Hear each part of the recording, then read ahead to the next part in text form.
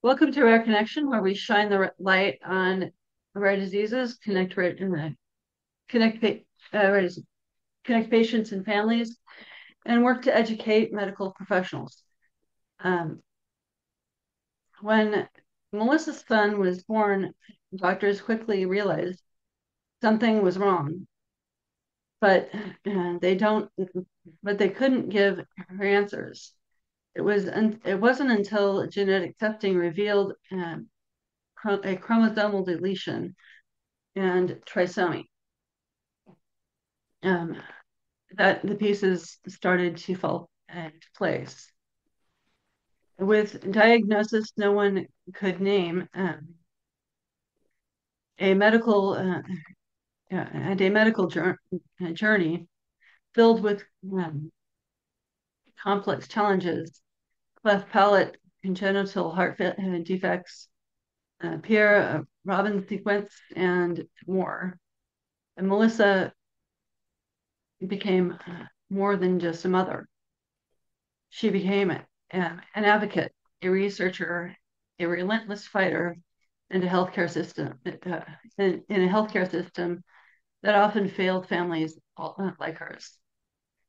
Today, Melissa joins us to share her story, the uphill battle of navigating a rare disease, the impact condition of a condition so unique it doesn't even have a name, and what needs to change so no other family has to fight this hard for care. So, can you explain your son's condition? Is Sure. Yeah. Thank you. So thanks for having me. So my son was born and he, once he finally got his genetic testing, at 4 months old, he was diagnosed with a missing half of the bottom of his fourth chromosome. So that's a chromosome terminal deletion, which means that he was missing a certain band all the way down to the end. And he also had trisomy 6, which he has duplicate genetic material on chromosome 6. So, yes, as you said, it does not have a name. And there are a lot of people that have missing parts of their chromosome deletions, or trisomies that do not have a name because it's all of the DNA that's included in a single chromosome. Um, it's down to sort of a microscopic amount that can affect each person differently. And sadly, when he was born and I got the diagnosis from a geneticist, I was I was only 18 when I had him. And once they gave me the diagnosis at the genetics clinic, I was quickly told that he was supposed to be a miscarriage, that this condition's not compatible with life, that he is going to have problems with every single organ system, and that he is going to have severe developmental disabilities as well. And I was told in so many words, he said, don't be a hero. Don't fix anything. Let him die naturally. You can have more kids, which was a horrific way to get a diagnosis. And my little baby was just in a car seat at a clinic. So just packed him up. We went home, but cared for him. And every new diagnosis that he was given, we would treat it. He would recover, and we just kept going like that. And he's now 29 years old, but to date, he has over 30 different medical conditions. So they were right, it affects every single organ system. He is doing extremely well, but in one very rare chromosome disorder, he has a multiple rare disorders that fall into that, like um, Ehlers-Danlos, Carnatine deficiency. He has immune suppression. He does not make antibodies. He has multiple brain aneurysms. Just so many different things that come with this. when did you realize something different about your son? You Yeah, mentioned. he was born with a cleft palate, but I was told to take him home just like a typical baby. He struggled to eat every single day. I brought him to emergency rooms, um, several emergency rooms. He was very sick. He barely woke up. He barely cried. I finally, I had what was a teen mom advocate come with me to the ER, and she finally demanded that they do a full examination. At that examination, they found a heart condition and also found that his intestines were malrotated. And we finally got the start of treatment and got genetic testing ordered. But it took 4 months. Yeah. Was genetic testing around when you had him? Yeah, but it was it took about 6 weeks to get any results back. I know when I was born, it wasn't around, Yeah. uh, except So this for was 1996. Yeah, yeah. it took a lot of time to get the results back. Mhm. Um, how long? Okay, how long did it take you to get a diagnosis? Yeah, it took, yeah, so 4 months old, but it's almost like 29 years. We found other things that he was born with just as recently as 3 years ago. We found his liver started failing about 3 months ago when we found out that he had a congenital liver fibrosis. So that's something you're born with, but we just figured it out when he was 26 years old.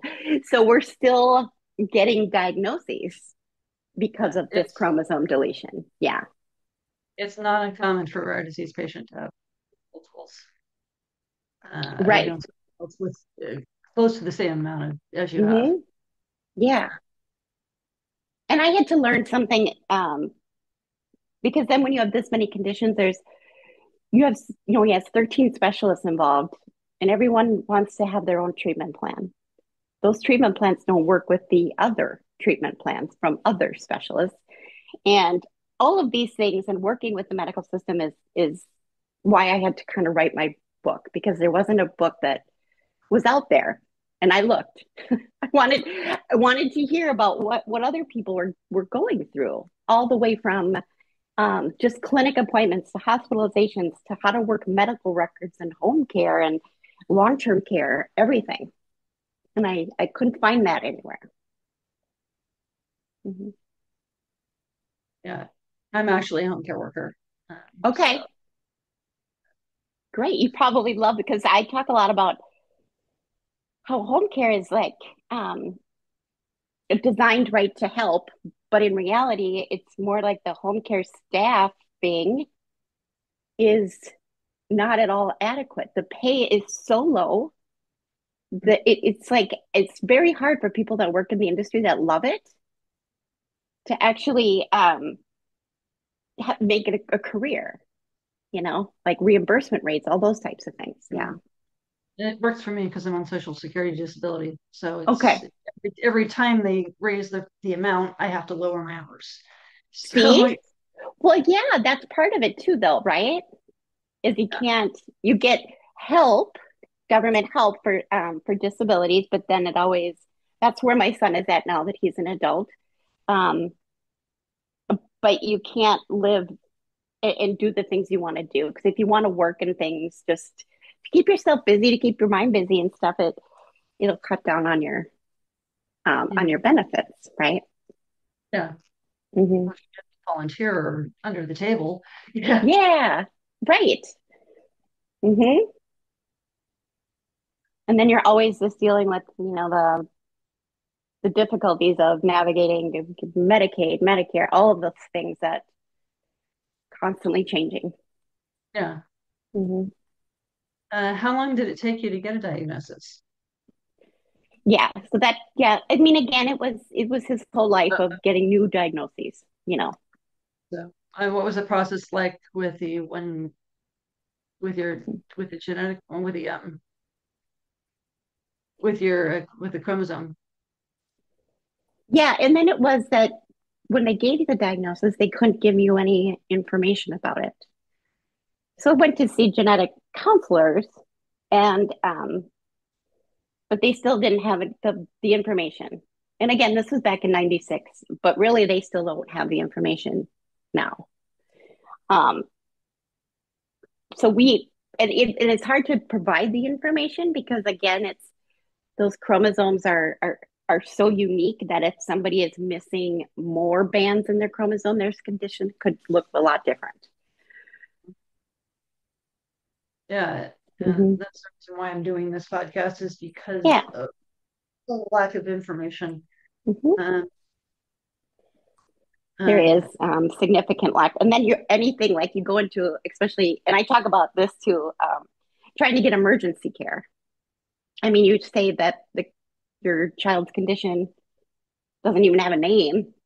I mean, they can't even begin to start figuring out how to treat whatever symptoms are having. yeah. Mm-hmm. So I mean, yeah. How do you work with that? I actually work very closely with the emergency medical system now to try to Mhm. spread the word and try to teach EMS, especially ambulance paramedics, about rare disorders and how they don't need to know everything. They just need to treat what's happening at that moment. So hoping, that helps because they like EMS and the general medical system doesn't have a lot of education and knowledge, let Yeah, alone EMS people, right? yeah. There's a lot of Mm-hmm. conditions that also look alike. Was you Yes. missed with any of Um, no, because people are very much at a loss when I start explaining my son's condition because they don't know what. And now that I know him, which is always big, it's like you know yourself, you know your child. But also, what I talk about in the book is when you're sick and you need care, now we're asking patients to advocate for themselves on top of that. When it's like maybe you're having just the worst day ever, and now instead of just getting compassionate, empathetic care, you're also having to fight at the same moment. them? And that frustrates me too. It's like everybody, you talk about advocate, and it's like, what if you get tired of advocating? Like, can we actually going to see change to one day where we won't have to? Yeah. But it's sad that your family wasn't behind this either. No, no. And Because that's a sad issue. And I believe a lot of people face it is when like my son has so many issues and developmental disabilities and society, and unfortunately included some members of my family, um, thought the whole burden on society was the big issue. And oh, how much do tax dollars have to pay for this surgery or that surgery? Or, and it was very sad to have certain members of my family think that somebody is of less value because of a certain condition. And it was awful to even think like that. But there are people in our society that do, sadly. since this condition is so rare, it Mm-hmm. doesn't have a name. How did it impact the way doctors approach his care? Yeah, that was the problem that we still have to this day is we have all these specialists treating one part of his body. Yeah. And sometimes those treatments don't sync with what is happening with another provider's treatment plan. And we deal with the fact that these systems, however much we would like them to, they don't talk to each other. So you have one specialist treating his cardiac issues, and then one treating his, bleeding issues. In my brain, all of this connects into one, beautiful little child that I have, but they don't connect. And so you have to do a lot of checking back and forth of does this treatment plan interact with this one, or it's still very hard to coordinate. Mhm. And you have to be your own coordinator at times. I know there are care coordinators, but I'm Mhm. at the point where I'm coordinating the care coordinators. If that makes sense. Yeah, that does make sense to me anyway. Yes. May not to people who are listening to this, but yeah, that does make sense. Um, since you become the educator with a lot of this, Mm-hmm. you're the one that knows it. Yeah. But And then Uh, trying to just do his daily cares with educating. Right now, he's in a group home, and having to educate the multiple, many staff people that care for him 24/7, um, are also very confused as to what his diagnosis is. So that takes a lot of education all the time, ongoing. so what was it like emotionally as a Mhm. parent to navigate a diagnosis so Yeah. few understand? That's where I struggled as again, I was only 18 when I had him. Um, but I think we went into just survival mode for so many years. It was just staying alive. That was it. That was our everyday goal, everyday issue. You didn't know what was going to happen the next day or even that night. And it, I want to say when he started to actually get better, not till he was 12, 13 years old, when he had not had a hospitalization in 6 months, that I almost had like a PTSD about it because you're just living in that crisis state. Yeah, a lot of that was probably what the doctors told you too, Yes. because And that's another frustration is when you talk about these diagnoses, even though you know that they probably don't know a lot about it, because it doesn't even exist to even educate yourself. I was given what I call the never list. He will mm, never hold his own head up. He will never speak. He might not ever see or hear. He might be blind, deaf. He may not ever walk or crawl. And they go through this never list. And mhm, that's so frustrating because my son, he's nonverbal, but he walks, he runs, he dances. And sadly, because I got that never list, I used mhm. to just prop him up in little pillows and I didn't expect him to do anything. Yeah, And it wasn't until he got into school where they were like, well, I think he can do a lot more. But I didn't even give him a chance because I was told by doctors. yeah. Uh, then Yeah. it's I can understand why they do that, but it's they don't Takes want to your keep hope you up. away a little. Yeah, Hmm. but it also has a negative effect on you too. It So does. It takes that little piece of hope away, you know. yeah, but uh, you've been Mm-hmm. advocating for better healthcare for 25 years. Mm-hmm. Um, what were some of the biggest roadblocks you faced in getting your son the care he needed? There were multiple issues. And so I started advocating because things would happen to him, whether it was patient safety, medical errors, um, that there was no outlet for. It just had to happen to him, and he had to go through the pain and he had to go through it. And there was no, what I considered at the time, my experience, there was no fix for it.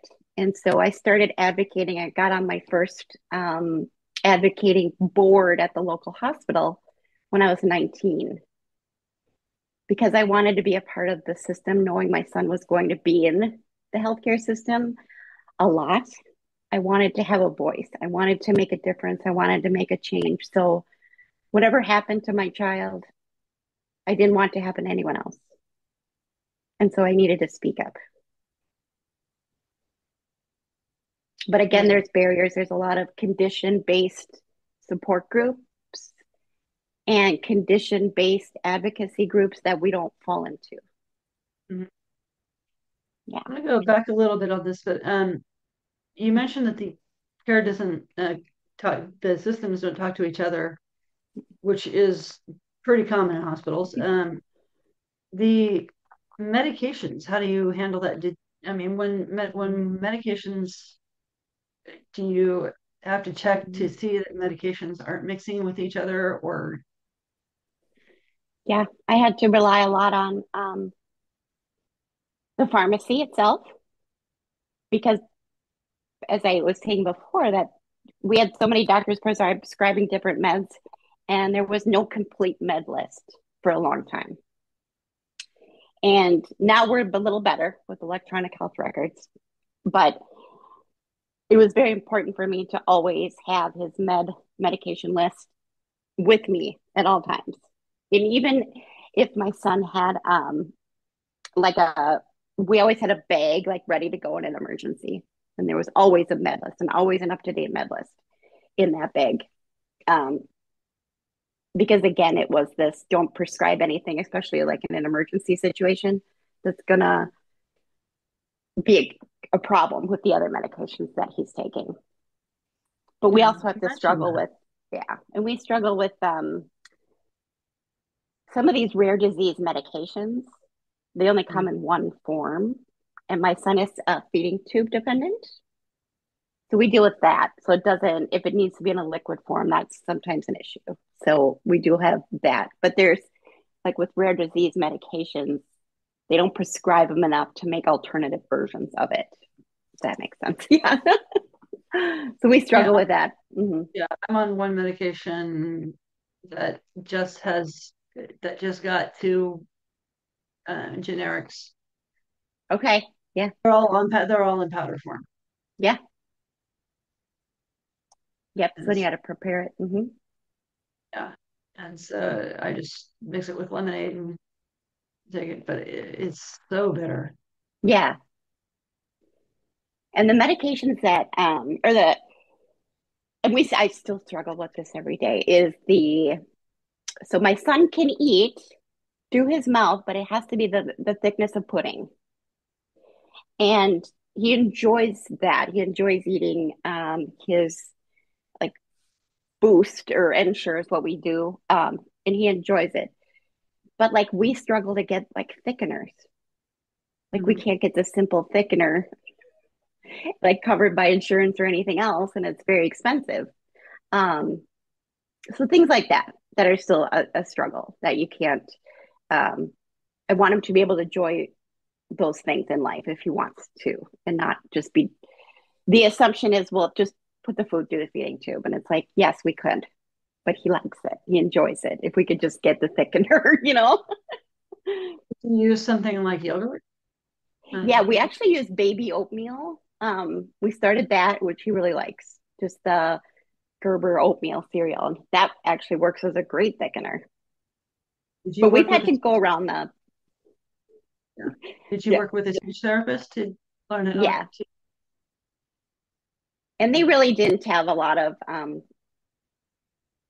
advice except for two. If it's not a paid for, then you just pay out of pocket for thickeners. So we kind of had to go on, and I went to different social media, Facebook groups, and things like that to find other solutions. And there are things, but they don't work. Like what is it, starch? Mm-hmm. But if he Cornstarch. doesn't eat it, yeah, if he doesn't eat it fast enough, then it kind of turns into cement. So it's Yeah, those things, yeah. Like you just have to, yeah. there's all kinds of things you can mix stuff with, but yeah, hmm Finding the right combination. yeah, the right consistencies and everything. Oh yeah, But yeah, speech therapists do so much more than just speech.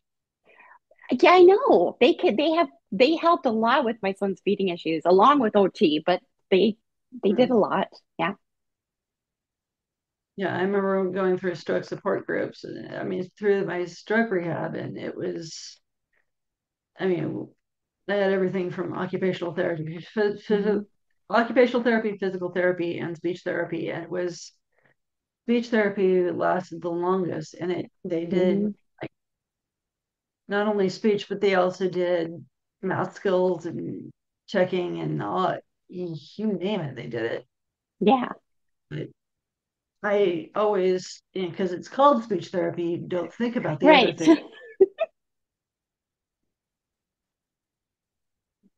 Um, did you ever feel like doctors were listening to you? When how did you handle it? Did you feel that doctors weren't listening to you, and hmm how did you handle it? I struggle with that more now that he's older, Mm, and kind of went on a mission to really seek equitable care for people with disabilities. It's Mhm. much different than in the pediatric world. The adult world is much different. And I don't think I was learning just through experience that people that have significant disabilities are often treated like my son was, I'm not treated very well, if I can just be blunt about it. And like his life was not as of value to Mhm. some adult providers. And so I kind of now have gone through this change, which I do write about in the book about disability equity and how their access to care is hampered by bias, by stereotypes, by quality of life assumptions that we have. Mhm. And so I had to write about that because we would go to the emergency room and just be placed in a room, and you could hear people talking about, oh, well, what's wrong with so and so in room 4 or something, and if people would just say, oh, everything's wrong with that one. You just hear these things, and it's so sad. And want to put that out there and do education on health equity for people with disabilities. I don't think doctors realize how paper thin those walls are. You can hear right through them. No, exactly, exactly. It's sad. This goes from like not having wheelchair scales and clinics, and some people haven't been weighed in years, and so you got to wonder, are they being properly treated with medications if you don't have a weight, those types of things. Yeah. Hmm. No, Kaiser now has a chair well, it's some of the newer ones. They have a chair that they can weigh you in, Nice. and so it's remote control. Oh, Um, nice. Okay. Yeah. uh, It's all those things that I'm advocating for, and I learn things different as he ages, and we go into new environments, and um, then I want to speak out even more. Every time I learn something new yeah. that's not fair or equitable. Yeah. Insurance and medical billing with rare diseases. Uh, Hmm. what uh, what has your experience been like?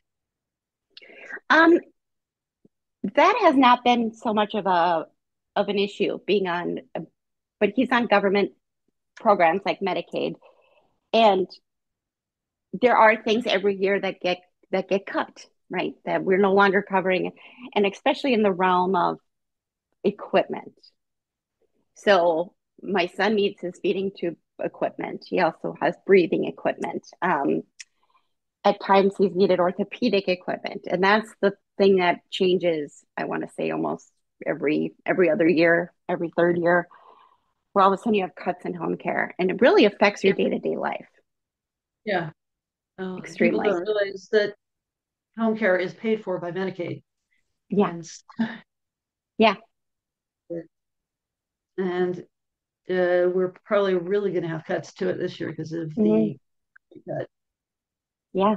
And then the added cost of that is if you don't have home care, you're not going to be successful and healthy at home, and you're going to end up in the hospital, which costs what way more than if you just had some supports at home. Yeah. What advice do you have for parents who feel like uh, Mhm. they're constantly fighting to be heard by the medical system? I have to say that there's the documentation is important. To never think that somebody else is keeping track of it. Keep track of things yourself. Write everything down or record doctor conversations. And it it's that keeping up with the medical records was probably some of the missteps I took. I thought, well, they have it documented. I don't need to write it down. And that was a misstep. So I strongly encourage documentation or even like recording the doctor visits. A lot of times we leave a doctor's appointment or we're discharged from a hospital and we don't remember half the stuff that was said. Um, so that's my big advice is you don't have to remember it everything in your head, to write everything down. And then also if I could go back to when my son was little, um, I didn't get to enjoy him as much as I would have liked to. So to take a step back and enjoy your life, working with the medical system is very frustrating, very stressful, that it can make your condition almost worse at times. Um, so just take that moment and enjoy life.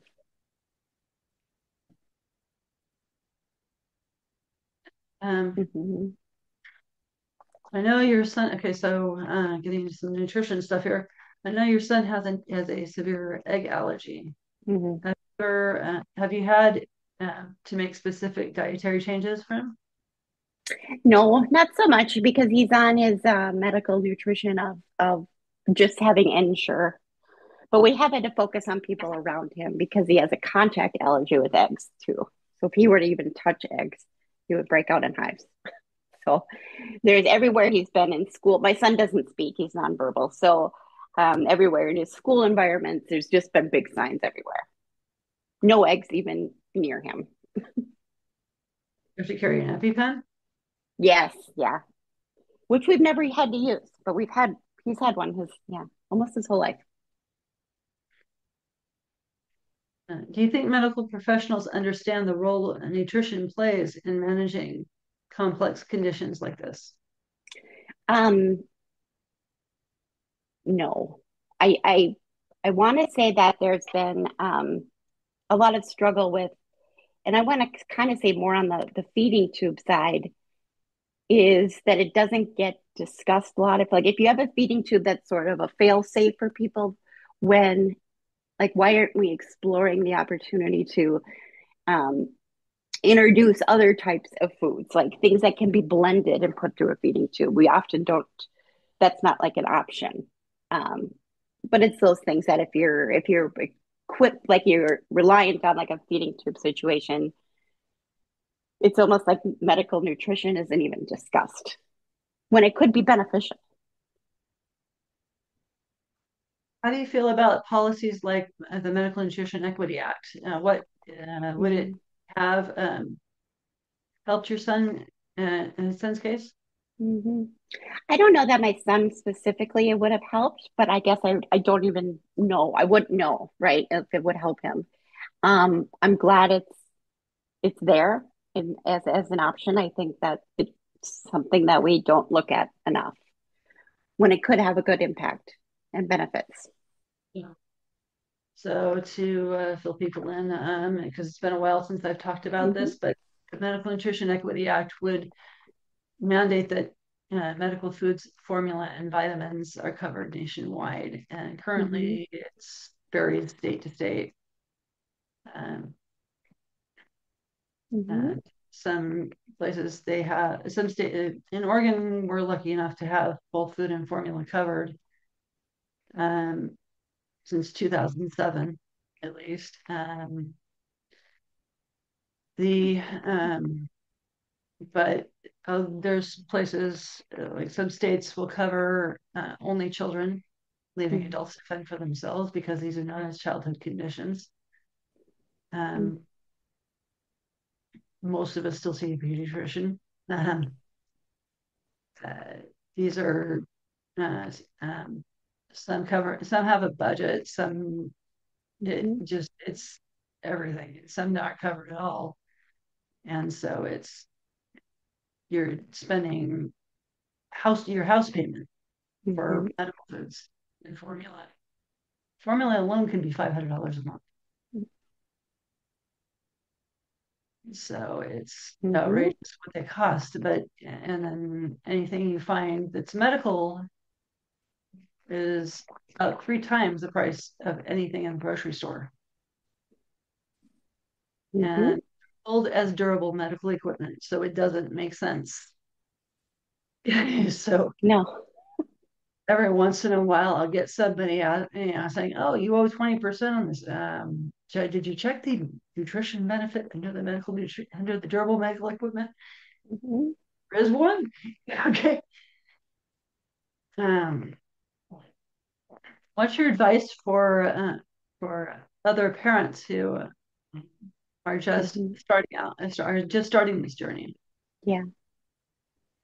Yeah, that's yeah. Just you have to take things as they come. I did learn that the hard way. I was very stressed out about caring for my son 24/7, and new diagnosis always coming in, new surgeries, and I didn't take care of myself at all, and ended up with a severe heart arrhythmia that I'm now pacemaker dependent for. So I can't stress it enough, and it's hard to think to yourself like, is it selfish for me to take a break? But it's not. It is not. Um, and it, like I said before, you really have to enjoy your child. I don't even have a lot of pictures of my child because I didn't want those pictures having, tubes and wires coming out of them. And I regret that. I wish I had more pictures of him. Um, but I didn't stop and just enjoy him as a person. I was so focused on survival. Yeah. Yeah. I think my favorite part of that book is when you're talking about the Willy Wonka and the Chocolate Factory incident. That was very funny. So just yeah, the little story there. So my son else he has autism and he needs to and he's always reenacting a movie scene all the time everywhere. And I thought that he was having a severe pain issue, back issue, something of some kind. He was hunched over in his bed and he wouldn't stand up. And I panicked and I brought him to the emergency room and he was still hunched over. Um, it just, I thought he was in just some kind of a severe pain. And then when the doctor came in and started to examine him, my son was whispering, um, and I overheard it. And my son is also hearing impaired, so it's kind of hard to understand him. But he said, "The cane, Charlie," and that is a scene with Grandpa Joe trying to get out of bed in the Willy Wonka movie. And I thought, oh no. Okay, so the doctor's like, "Well, I'm going to think about this. I'll come right back." And I then went to my son and I said, "What do we sing when the Oompa Loompas come out?" And he just jumped up and started doing the Oompa Loompa dance. And I'm like, oh no. Doctor came back in and we all wrote it off to, we had to put something down. So he wrote it off as a behavioral change. And we went home. But Yeah. yes, that's how fun. My son's very fun, but he's always reenacting a movie of some kind. Yeah. You think he's nonverbal, and so you can't say a lot. No, and that's where the movie had ended. So it's like he almost couldn't finish the scene.